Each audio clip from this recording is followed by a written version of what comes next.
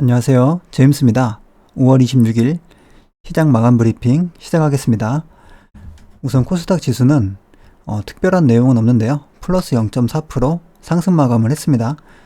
이 지수의 방향성을 보려면은 적어도 이 21선 위로 한번 올라가야 어느 정도 좀 마음을 놓을 수 있을 것 같습니다. 저점은 유지를 하고 있지만 이렇게 내려오는 하락 추세를 아직 벗어나지 못했기 때문에요. 이것을 벗어나려면은 여기서 기간 조정을 더 주면서 21선이 내려올 때 위로 이렇게 올라타는 그런 흐름이 나오면은 좀 긍정적으로 볼 수 있지 않나 생각이 되는데, 아직까지는 그렇게 안심할 만한 그런 위치는 아닌 것 같습니다. 지수는 간단하게 보고요. 오늘 매도된 종목 샘CNS가 있었고요. 그리고 아주 아이비 투자에 대한 제 생각하고 최근 계속 조정을 받고 있는 이 철강 관련주들, 이렇게 한번 말씀을 드려보도록 하겠습니다. 우선은 샘CNS, 이 종목을 제가 며칠 전 영상에서 여기 이틀 상승하는 것을 보고 이제는 이 절반 부근에서 매수를 해볼만 할 것 같다, 이렇게 말씀을 드렸는데요. 저는 당연히 매수를 했고 물렸습니다. 물려가지고 여기에서 한 차례 매수를 했고요. 내려갈 때 그 다음 라인에서 또 매수를 했고, 이때 당시에 다른 신규주가 그 종목이 하나가 있었는데요. 그 종목도 상한가 이후에 막 하한가를 가고 있었죠. 그러면서 같이 신규 상장주이기 때문에 같이 연동을 했는지 영향을 받았는지 이 종목도 크게 하락이 나왔고요. 제 생각에는 이 절반 라인에서는 뭐 이 정도 라인에서 이렇게 반등을 하던가 이런 식으로 반등을 할 거라고 예상을 했는데, 좀 생각보다 매도세가, 하락세가 좀 가파르게 좀 하락을 했습니다. 그래서 추가 매수가 된 상황에서 제가 어제 영상에서도 말씀드렸듯이 이 유통 주식 물량이 적은 종목이죠. 그래서 좀 리스크가 있다고 판단이 되어서 좀 그대로 홀딩하기보다는 시가 갭이 뜰 때 시가의 일단 절반을 매도를 했습니다. 여기에서 이렇게 표시를 해보면요, 여기에서 절반을 매도를 했고 나머지 물량은 그대로 가지고 있었는데 매도가 되지 않더라고요. 그래서 이제 분할 매수를 또 그 다음 라인에다가 걸어놨는데 여기서 체결이 되었고요. 여기까지 내려오나 조금 이상하다, 이런 생각이 좀 들었습니다. 그리고 오늘 이 종목이 여기서 반등이 나올 때 수익권까지는 보지 않았고요. 저는 이게 생각보다 이렇게 깊이 밀리는 종목은 이 종목은 좀 내 생각보다는 좀 많이 밀린다, 이렇게 생각이 되면은 본전 부근에 그냥 매도를 하거든요. 그래서 손실 없이 잘 빠져나오긴 했는데 수익권까지도 잘 나왔죠.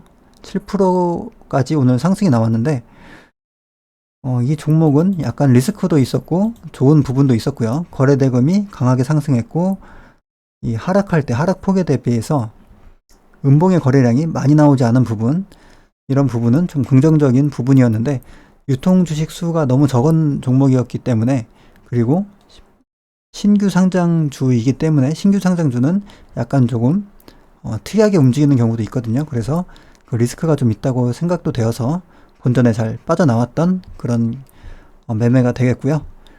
그리고 아주아이비 투자가 크래프톤 관련주죠. 이 종목에 대해서는요, 제가 DPC하고 동방을 예를 들면서 한번 말씀을 드렸었는데요. 간단하게 한번 다시 보겠습니다.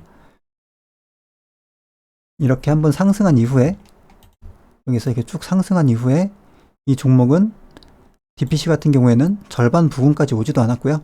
그대로 여기서 횡보를 오랫동안 했는데 이 21선을 자세하게 보면은 21선을 한번 올라타는 흐름이 있었죠. 여기가 있었고, 그리고 나서 단봉으로 이렇게 거래량을 줄이는 그런 눌림을 한번 줬고요. 그리고 나서 여기에서 매물을 한번 소화하는 그런 양봉이 나왔습니다. 요 양봉이 거래 대금도 많이 나왔죠. 그런 이후에 단 양봉, 거래량 감소된 양봉으로 하락하지 않고 버티는 이런 양봉이 나온 이후에 급등이 나왔는데요. 그리고 동방도 한번 보겠습니다.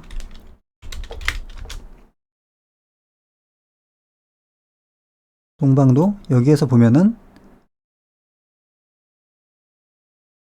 이렇게 절반 부근 여기보다 약간 위에서 계속해서 횡보를 하다가 이렇게 한번 찔러주는 양봉이 있었죠. 이렇게 찔러주면서 이 앞에 있던 매물을 한번 소화를 해줬고요. 그리고 나서 이때는 약 절반 정도 40% 정도의 거래량으로 양봉으로 한번 버티는 흐름이 나왔고, 그 다음 날에도 이때 거래량이 많이 터지면서 상승률은 약 10% 정도, 근데 봉 크기는 크진 않습니다. 갭이 뜨면서 이렇게 양봉 마감을 하면서 그 다음 날부터 제대로 급등이 나왔거든요. 이 구간도 21선 바로 그 언저리 부근이 되겠습니다. 그래서 횡보한 이후에 매물을 소화하는 양봉, 그 이후에 얘는 눌렸다가 급등이 나왔고, DPC 같은 경우에는 DPC는 여기에서 요 구간까지만 이렇게 보면은 매물을 소화하는 양봉 이후에 이 단양봉이 하나 나왔고요. 거래 감소된 양봉이 나오고, 그리고 나서 급등이 나왔습니다. 대부분의 공통점은 두 종목의 공통점은 이 횡보했던 라인에 이 고점을 넘어가는 양봉이 한번 나왔다는 거죠. 그래서 이 아주아이비 투자도 보면은 이 횡보했던 이 구간대에 매물을 소화하는 양봉이 하나 나왔고요. 그리고 그 다음 날에도 거래가 증가하는 양봉이 나왔습니다. 그러면은 이 두 가지 양봉을 그냥 이렇게 윗골이 달린 하나의 양봉으로 이렇게 볼 수도 있거든요. 거래량이 증가를 했기 때문에 하나의 양봉으로 합쳐보면 오늘의 이 양봉은 거래량이 감소된 양봉의 모습으로 버티고 있는 그런 모습이라고 저는 생각이 됩니다. 그러면 이 다음에는 만약에 거래량이 터지면서 이렇게 거래량이 터지게 되면은 이게 거래 감소된 단양봉이 될 수도 있는 거고요. 만약에 여기서 이제 눌릴 수도 있겠죠. 무조건 여기에서 이렇게 장대 양봉이 나오거나 크게 급등 한다는 건 아닙니다. 이게 주식이라는 게 똑같이 100%라는 게 없으니까요. 만약에 여기에서 눌리게 된다면은 눌린 이후에 어느 정도 이 양봉의 이 낮은 구간, 저점이나 또는 3분의 1 구간, 이 정도 구간을 지켜주는 흐름이 나오면 그 이후에 다시 한번 상승하는 그런 흐름이 나올 수도 있다고 생각이 되는데요. 일단 제 생각에는 여기까지, 이 정도까지 매물을 소화를 했으면 굳이 다시 여기 매물대까지 깊게 눌렸다가 이렇게 이 매물을 다시 만들고 나서 갈 필요가 있을까, 이런 생각도 좀 들거든요. 매물 소화를 충분히 해놨다고 생각이 되면 여기에서는 살짝 눌리더라도 이렇게 좀 올라갈 수 있지 않나, 그게 세력 입장에서도 좀 운전하기에, 핸들링하기에 좀 편하지 않나, 이렇게 생각이 됩니다.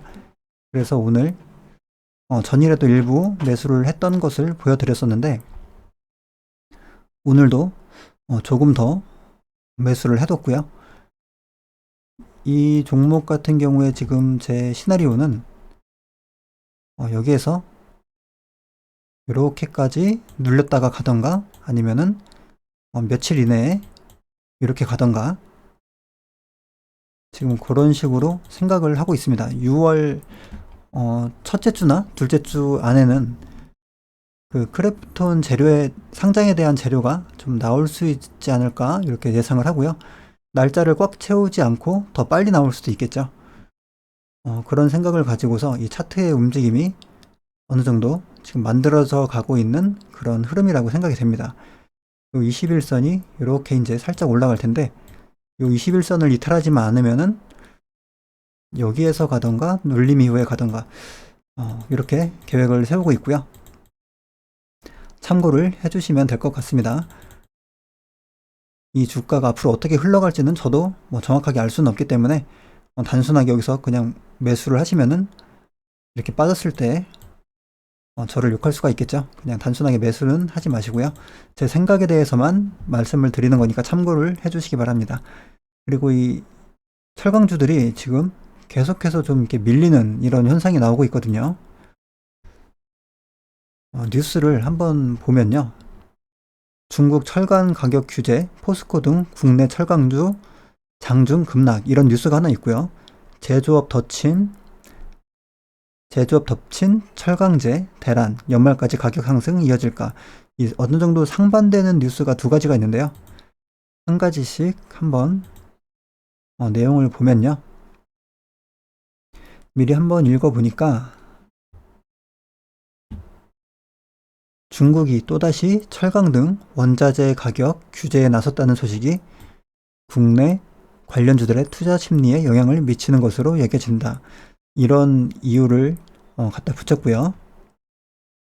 중국 당국이 지난 23일 원자재 업종 내 주요 기업 관련 협회를 소환을 해서 위법 행위를 경고를 했다고 하죠. 그리고 계절적인 비수기 진입과 정부의 강도 높은 개입으로 중국 내 주요 원자재 가격이 단기간 하향 안정될 것이라고 이렇게 예상을 하고 있습니다. 중국 내부에서는 하향될 것이라고 생각을 하고 있는 거고요. 그리고 이쪽 뉴스를 하나 보면요.